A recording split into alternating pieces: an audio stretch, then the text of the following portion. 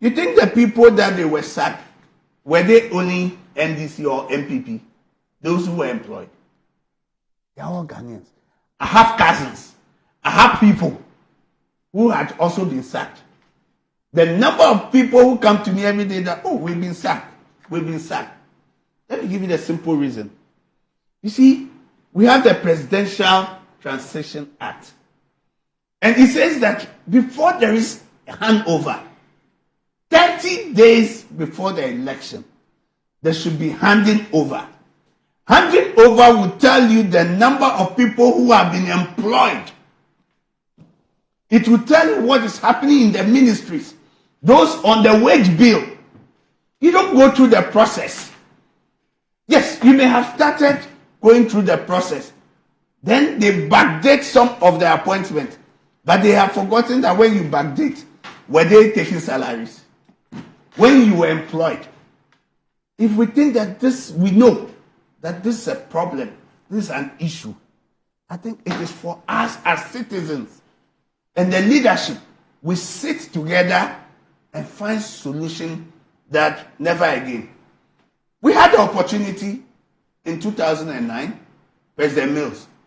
He said that yes, we know the pain, we know what has gone on, but you see, let's clean the slate and we start on a new note.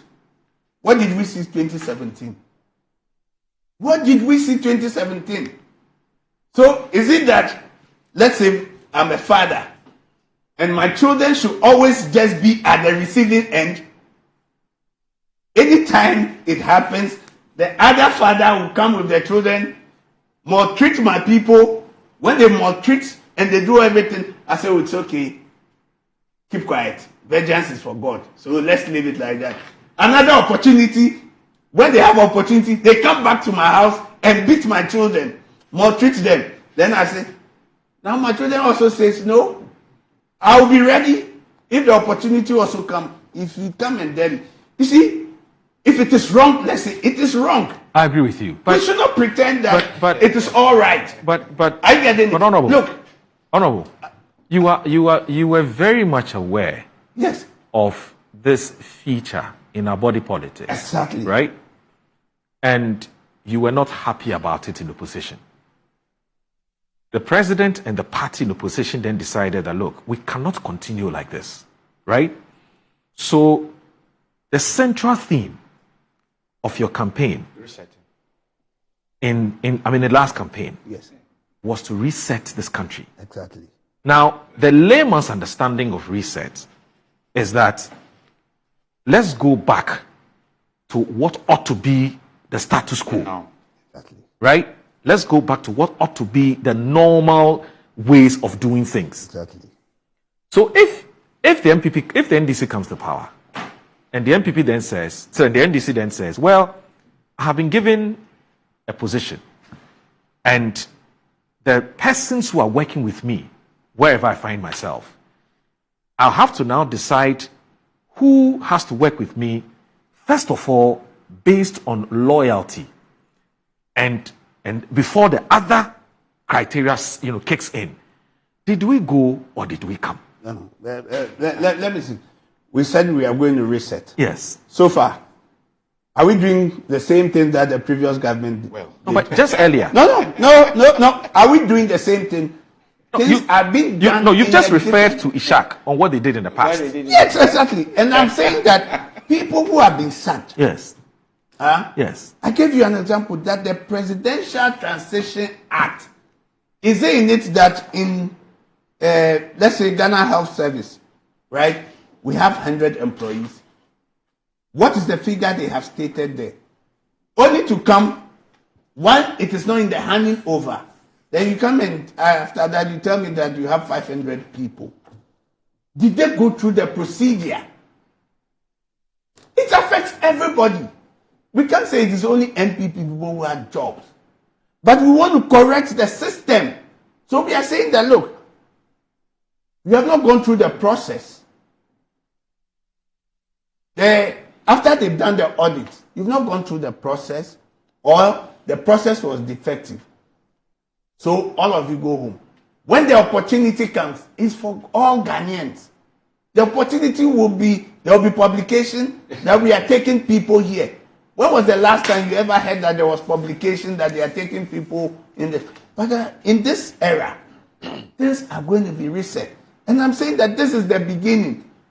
We should not say that it was wrong, that thing has been done, but because they are Ghanaians and procedure have not been followed, we should allow it. That is not that. That's why I'm saying that, look, they tell you that even in the president, why is it that the intention of the framers of that act, the Presidential Transition Act, says that give me notice. Even when there's transition, tell me what happens at the ministry, in the agencies. You have not done that. And you want to foist that on me when it is not in the handing over notes. Okay. So when auditing has been done and they realize that the process has been defective, just have given you people who are in training. Some are in 40 years, some are 50 years.